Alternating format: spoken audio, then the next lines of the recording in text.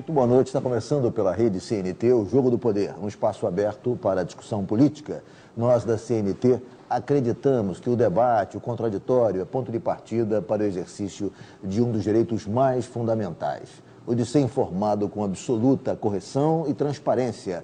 Esse é o objetivo do Jogo do Poder, que recebe hoje o ministro da Secretaria de Assuntos Estratégicos da Presidência da República, Moreira Franco. Boa noite, ministro. Boa noite. Conosco também, para essa entrevista, o jornalista Maurício Dias, de Carta Capital. Boa noite, Maurício. Boa noite. Boa noite, ministro. Ministro, recentemente, o seu ministério, a sua secretaria, promoveu uma discussão sobre a nova classe média que emergiu no Brasil nos últimos anos. Nos últimos anos, 31 milhões de brasileiros ascenderam à classe média.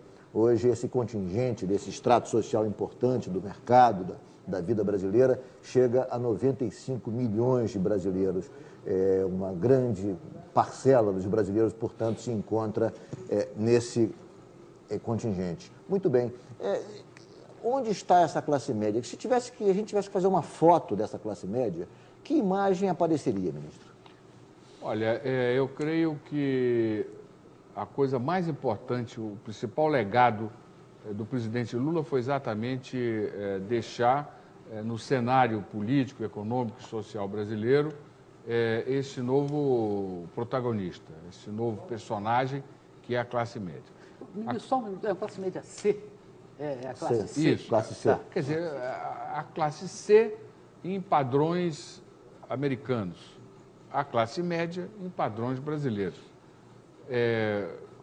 E essa classe, ela é um segmento social que tem como base R$1.100 e como teto R$4.000 e poucos, R$4.200.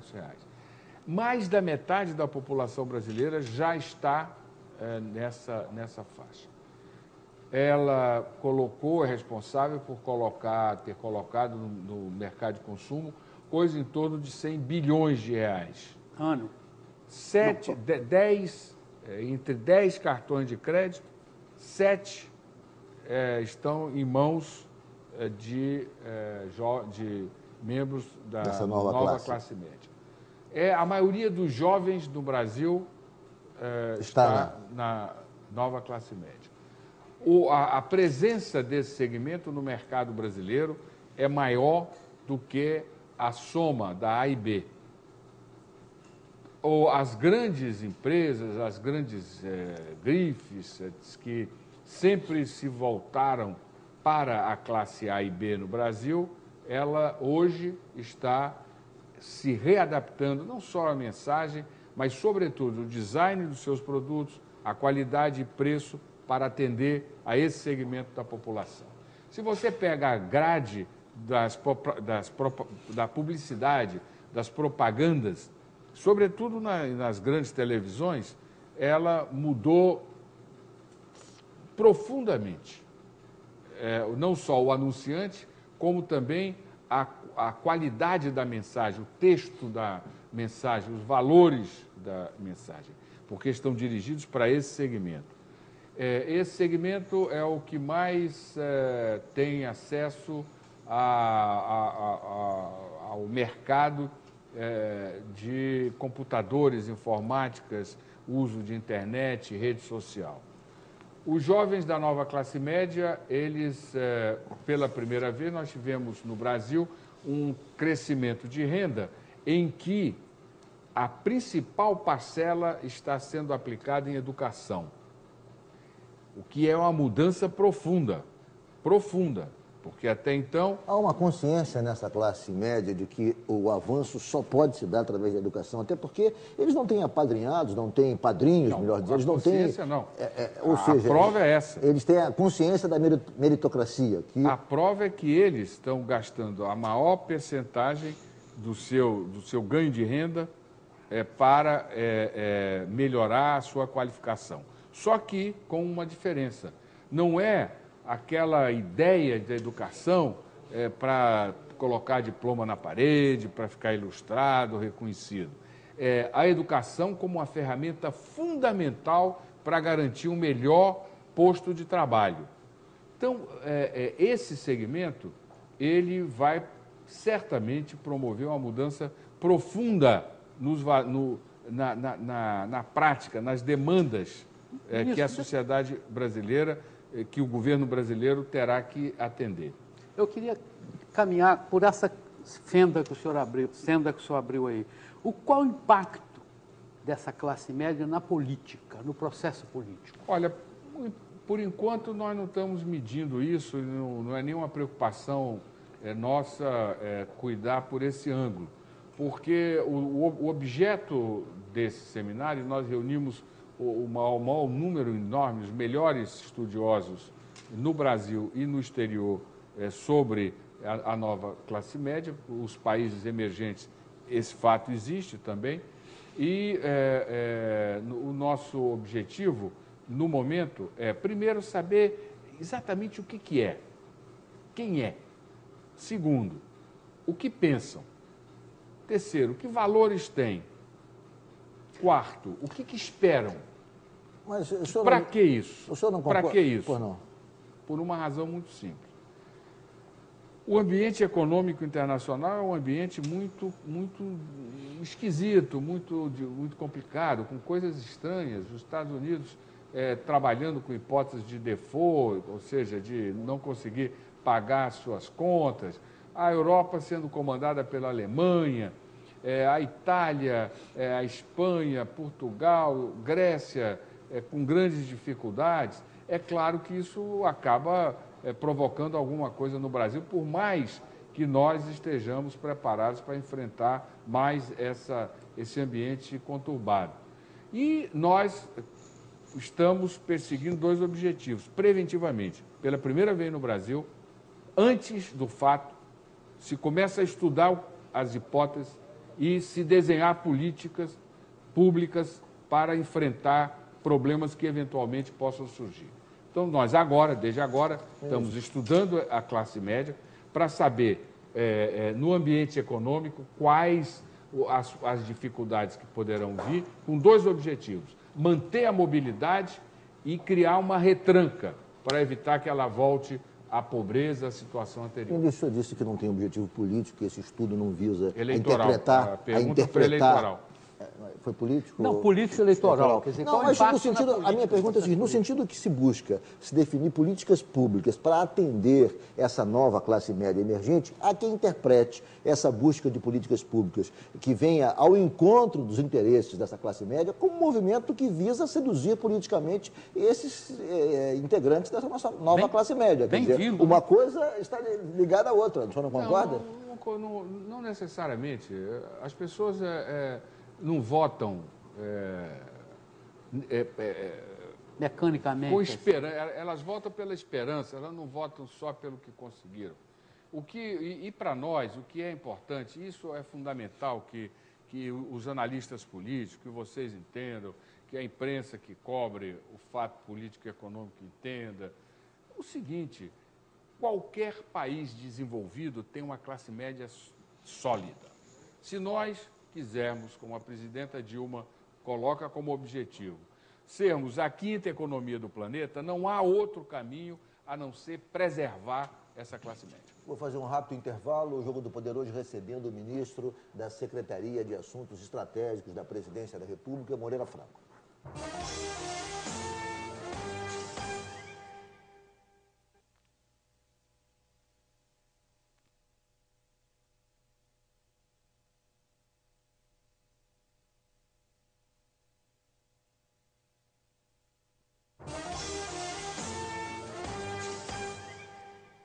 Voltamos com o Jogo do Poder, hoje com participação do jornalista Maurício Dias, de Carta Capital, e recebendo o ministro Moreira Franco, da Secretaria de Assuntos Estratégicos da Presidência da República. Ministro, falávamos no bloco anterior da migração de 31 milhões de brasileiros para essa nova classe média, que saíram, enfim, de uma situação de pobreza e hoje integram o mercado.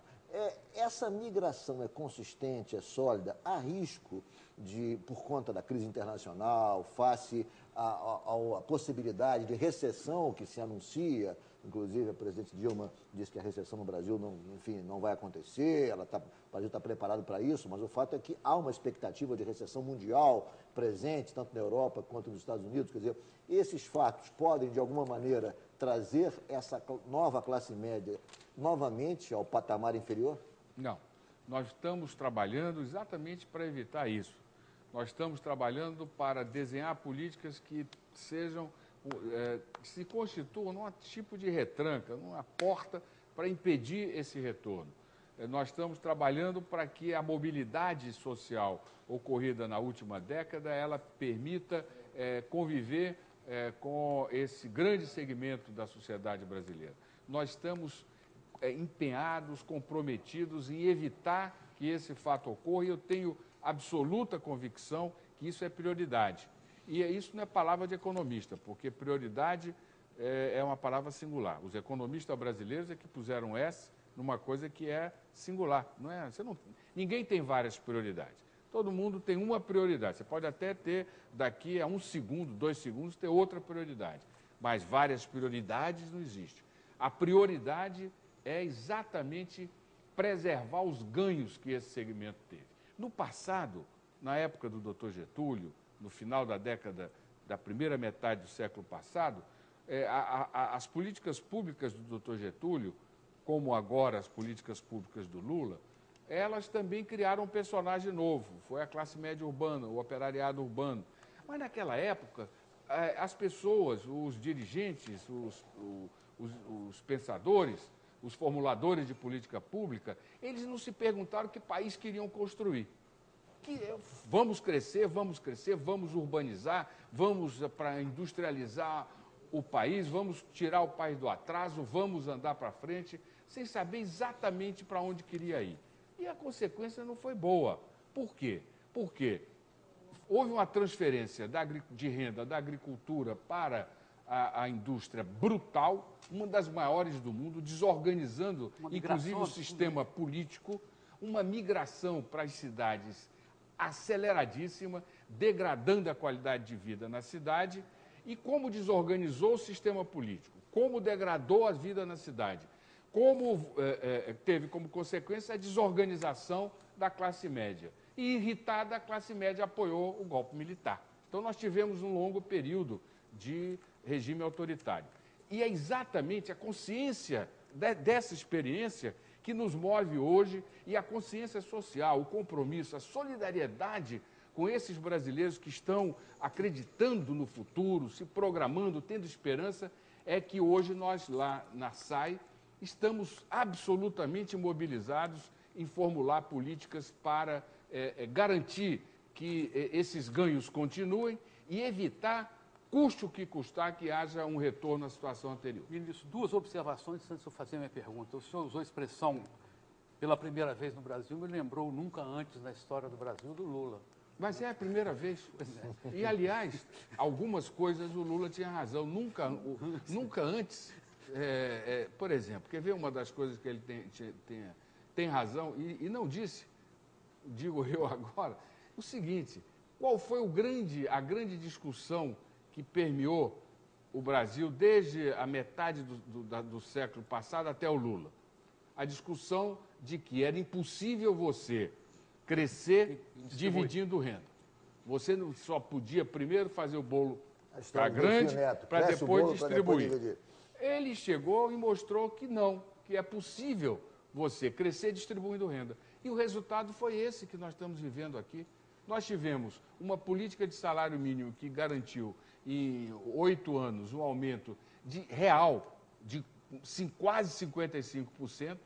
Nós tivemos políticas sociais que permitiram tirar da pobreza um maior contingente de todo o planeta. Nós fomos a mais bem-sucedida experiência de diminuição de desigualdade. E o que é extremamente importante, se teve